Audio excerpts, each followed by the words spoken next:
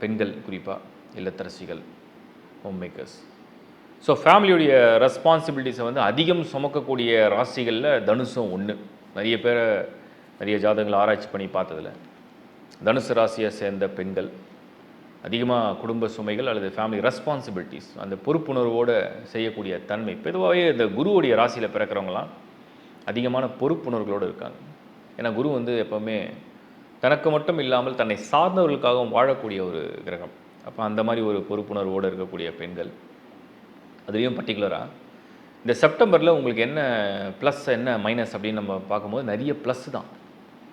உங்களுக்கு வந்து அப்ரிஷியேஷன் வந்து ரொம்ப நாளாக நீங்கள், ஏன்னா தனுஷை பொறுத்த வரைக்கும் நான் நிறைய பேரை பார்த்துருக்கேன், பாராட்டி பேசும்பொழுது அவங்க இன்னும் உற்சாகமாக வேலை செய்வாங்க. எல்லாரையும் பாராட்டினா உற்சாகமாக வேலை செய்வாங்க. பட் சில பேரை திட்டினாவோட கண்டுக்க மாட்டாங்க. பட் தனுசுலாம் அப்படி கிடையாது. அது வந்து குருவுடைய ராசி.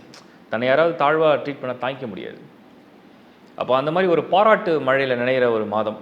ஏதாவது நீங்கள் செய்த செயல்களுக்கு பாராட்டு கிடைக்கும். ஃபேமிலியில் கிடைக்கலாம், இல்லை வெளியில் கிடைக்கலாம். அது ஒரு பெரிய உற்சாகத்தை கொடுக்கும். அடுத்தது வந்து உங்களுடைய ஒர்க் சின்சியாரிட்டியை வந்து நிறைய பேர் என்ன சொல்லுவாங்க, கூர்ந்து கவனிப்பாங்க. இப்போ நீங்கள் எவ்வளோ ஒரு பிளான்டாக இருக்கீங்க, எவ்வளோ அந்த ஸ்கெடியூல் எப்படி போடுறீங்க. ஸோ எவ்ரிடே லைஃப்ன்றது உண்மையிலேயே ஒரு பயங்கரமான ஒரு ஹார்ட் டாஸ்க் பெண்களுக்கு குறிப்பாக. ஏன்னா அவங்க ஏர்லி மார்னிங்லேருந்து குழந்தைங்கள பார்க்குறது, அவங்களுக்கு டிஃபன் பண்ணணும், அப்புறம் ஸ்கூலில் ரெடி பண்ணணும், அப்புறம் ஹஸ்பண்டை பார்க்கணும், அவருக்கு ரெடி பண்ணணும், அப்புறம் பெரியவங்க தான் அவங்கள பார்க்கணும், அப்புறம் அவங்கள செல்ஃப் கேர் பண்ணிக்கணும், அப்புறம் ஒர்க் பண்ணாங்கன்னா ஒர்க்கையும் பார்க்கணும். பயங்கரமான ஒரு சேலஞ்சிங்கான டஃப் டாஸ்க்.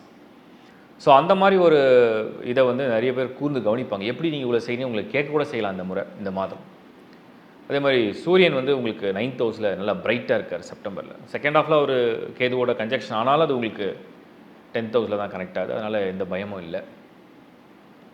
கிட்டத்தட்ட மனம் உற்சாகமாக இருக்கும், உடல் ஆரோக்கியமாக சுறுசுறுப்பாக நல்லா இயங்குவீங்க, பல விஷயத்தில் பார்த்து முடிப்பீங்க.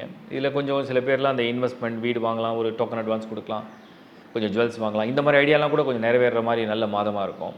பிரைட்டாக ஃபீல் பண்ணுவீங்க. அது ரொம்ப பெரிய ப்ளஸ்.